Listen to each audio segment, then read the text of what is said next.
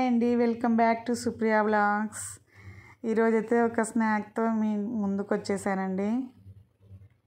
ఏంటంటే 5 మినిట్స్లో చేసేయచ్చండి. ఇది హైదరాబాద్లో ఫుల్ వర్షం వస్తుంది కదా, దానికోసమని ఏమైనా స్నాక్స్ తినాలనిపించి అప్పటికప్పుడు చేసేసానండి. ఇది అటుకుల చుడువా అండి. ఆల్రెడీ ఇంతకుముందుకు ఒకసారి చేశాను కదండి, అది కారం బొరుగులని చేశాను కదా, దాని మాదిరి అండి. ఇది కూడా సేమ్ ప్రాసెస్. ఊరికే లైట్గా వీడియో తీసానండి. ఆల్రెడీ చూపించాను కదా అని. ఇప్పుడు చాలా రోజులు అయిందని తీయక ఇప్పుడు తీసానండి. చూడండి, దీనికి కావాల్సినది చూడండి. చూస్తేనే తినాలనిపిస్తుంది కదా. జస్ట్ 5 మినిట్స్ అండి. మీ ఇంట్లో అటుకులు ఉంటే చాలు, అటుకులు, బుడ్డలు, పప్పులు ఉంటే చాలండి. ఇప్పుడే మీరు ఈ వీడియో చూసిన వెంటనే 5 మినిట్స్లో చేసేసుకోవచ్చు. దీనికి కావాల్సిన ఐటమ్స్ అవి ఏంటో చెప్పేస్తాను. చూడండి. ఇప్పుడైతే నేను తిరువాతకు కావాల్సినంత కొంచెం నూనె వేసాను, ఒక 2-3 టేబుల్ స్పూన్స్. తర్వాత దాంట్లో తిరువాత గింజలు వేసాను, ఆవాలు, జీలకర్ర, మినప్పప్పు, శనగబ్యాళ్ళు అన్నీ వేసాను. కొంచెం ఎక్కువ వేయాలండి అన్ని గింజలు. తర్వాత బుడ్డలు, పప్పులు వేసానండి. పుట్నాల పప్పు అంటారు కదా, అది ఫస్ట్ అయితే బుడ్డలు వేయాలండి తిరువాత గింజలు వేసిన వెంటనే.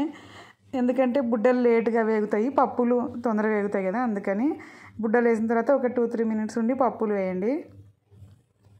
అన్నీ బాగా కలుపుతూ ఉండాలండి, లేకపోతే తొందరగా అన్నీ మాడిపోతాయి అన్నమాట. అన్నీ రెడీ పెట్టుకోవాలన్నమాట మనం. అటుకులు, బుడ్డలు, పప్పులు అన్నీ లేట్ చేసామనుకో మాడిపోతాయి.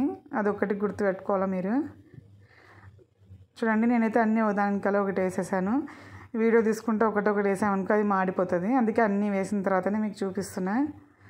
తర్వాత అటుకులు తర్వాత దీంట్లో ఉప్పు, కారం, వెల్లుల్లిపాయలు, కొబ్బరి మిక్సీ పట్టి వేసానండి. కారప్పొడి అది కూడా మిక్సీ పట్టినది కూడా చూపించలేదు. ఆల్రెడీ ఇంతకుముందుకు ఒక వీడియోలో, నా పాత వీడియోలో ఉంది చూడండి, కారం బొరుగులో అటుకులు చుడువానో ఏదో చేశాను, అది చూడండి మీకు తెలుస్తుంది. ఇప్పుడైతే అటుకులు వేసానండి. ఆ కారము, ఉప్పు, పసుపు అన్నీ వేసిన తర్వాత అటుకులు వేసాను. కొత్తిమీర, కరివేపాకు కూడా వేసాను. అటుకులు అయితే బాగా వేయించుకోవాలండి, సిమ్లోనే పెట్టాలన్నమాట. కారం వేసిన వెంటనే మనం సిమ్లో పెట్టేయాలి, ఎందుకంటే తొందరగా మాడిపోతుంది. అంత మళ్ళీ మాడిపోయిన స్మెల్ వస్తే ఏం బాగుండదు టేస్ట్, అందుకని చెప్తున్నా. కారం, ఉప్పు, వెల్లుల్లిపాయలు, కొబ్బరి అన్నీ మిక్సీ పట్టి వేసేసానండి పొడి. కావాలంటే కొంచెం జీలకర్ర వేసుకోవచ్చు. ఇంకా ఆల్రెడీ తిరువాత గింజలు వేసాం కదా, అవసరం లేదంటే స్కిప్ చేయొచ్చు, మీ ఇష్టము. అవన్నీ వేసిన వెంటనే మనం సిమ్లోనే పెట్టవచ్చు, లేకుంటే ఆఫ్ చేసేసి అటుకులన్నీ వేసిన తర్వాత మళ్ళీ ఆన్ చేసుకోండి మంటని, లేకపోతే మాడిపోతుంది. ఒక్కసారి మాడిపోయింది అనుకో, ఇంకా తర్వాత మొత్తం అన్నీ చేసిందంతా వేస్ట్ అయిపోతుంది. చూడండి, నేను చాలాసేపు వేయించాను కదా, ఎందుకంటే చాలాసేపు వేయించాలి అటుకులు వేసిన తర్వాత. అవి కొంచెం మెత్తగా అయిపోయింటాయి కదా అటుకులు, ఎంత సీల్ ప్యాకెట్లైనా ఆల్రెడీ కొంచెం మెత్తగా ఉంటాయి అవి. అందుకని కొంచెం సిమ్లో పెట్టి బాగా వేయించాలి, అప్పుడైతే బాగా కరకరలాడతాయి అటుకులు. ఒకవేళ మీకు ఇప్పుడు వేయించడం కష్టమవుతుందంటే ఫస్ట్ కూడా వేరే బాలలో వేయించి పెట్టుకోవచ్చు మీరు. నేనైతే అన్నీ వేసిన తర్వాతనే వేయించుకున్నాను. చూడండి, అన్నీ కలిపిన తర్వాత కలర్ఫుల్గా వచ్చాయి కదండి. వర్షం వచ్చినప్పుడు అట్లా ఇవి చేసుకుంటే బాగుంటుందండి తినడానికి. పిల్లలకి స్నాక్స్ బాక్స్లో కూడా పెట్టియచ్చు. ఏమంటే 8 బాక్స్లో పెట్టాలండి, గాలిపోకుండా. నేనైతే ప్లాస్టిక్ ఎక్కువ వాడని చెప్పాను కదా, ఇవైతే ఇంకా మెత్తగా అయిపోతాయని ఇది టప్పర్వేర్ అండి. ఇది ఒక్కటైతే వాడాను, ఎప్పుడో ఒకసారి వాడతానండి, ఎక్కువ వాడను అస్సలు.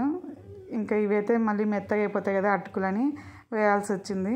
ఇవి కూడా మేము ఎక్కువ రోజు స్టాక్ పెట్టామండి, 1 డేకే అయిపోతాయి. అందుకని 1 డేకే కదా అని పెట్టాను.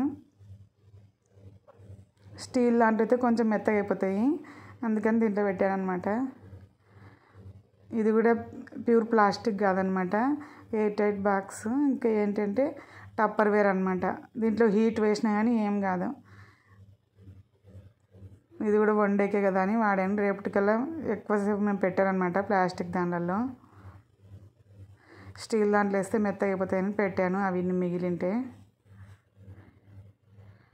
పిల్లలకి స్నాక్స్కైనా పెట్టియచ్చండి, బాగుంటాయి. ఇప్పుడు ఇట్లా వర్షాకాలంలో మాటికి బయటికి తినాల్సిన పని లేకుండా ఇట్లా చేసి పెట్టుకోండి. ఇవి 15 డేస్ అయినా కూడా బాగుంటాయండి.